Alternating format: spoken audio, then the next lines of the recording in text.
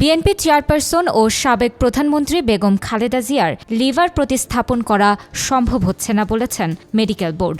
তবে লিভারের ওপর যাতে চাপ না পড়ে সেজন্য দেওয়া হচ্ছে হিউম্যান সিরাম অ্যালবুমিন।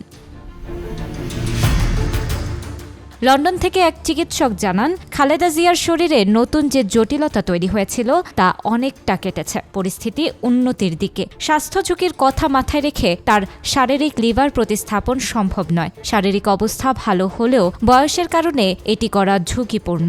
তবে যদি পূর্বে তাকে উন্নত চিকিৎসার জন্য বিদেশে নেওয়া হতো তাহলে এটি সম্ভব হতো। এভার কেয়ারে ভর্তি থাকা অবস্থায় মেডিকেল বোর্ড পরামর্শে যদি তাকে নেওয়া সম্ভব হতো তাহলে শারীরিক ঝুঁকি থাকতো না।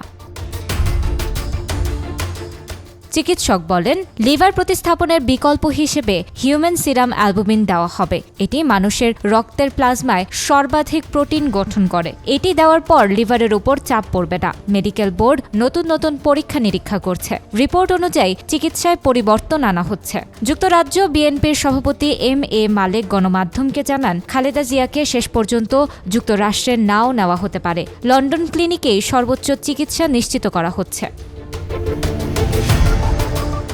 এদিকে খালেদা জিয়ার ছেলে তারেক রহমান, পুত্রবধূ ড.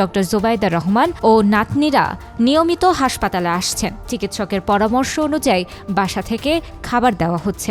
খালেদা জিয়ার সুস্থতার জন্য দেশবাসীর কাছে দোয়া চেয়েছেন বিএনপির ভারপ্রাপ্ত চেয়ারম্যান তারেক রহমান। এর আগে সাবেক প্রধানমন্ত্রী খালেদা জিয়া দীর্ঘদিন ধরে liver cirrhosis, kidney, heart diabetes, arthritis সহ নানা শারীরিক জটিলতায় ভুগছেন। উন্নত চিকিৎসার জন্য গত ৮ জানুয়ারি তাকে যুক্তরাজ্যে নিয়ে লন্ডন ক্লিনিকে ভর্তি করা হয়, যেখানে লিভার বিশেষজ্ঞ অধ্যাপক জন প্যাট্রিক কেনেডির তত্ত্বাবধানে তার চিকিৎসা চলছে।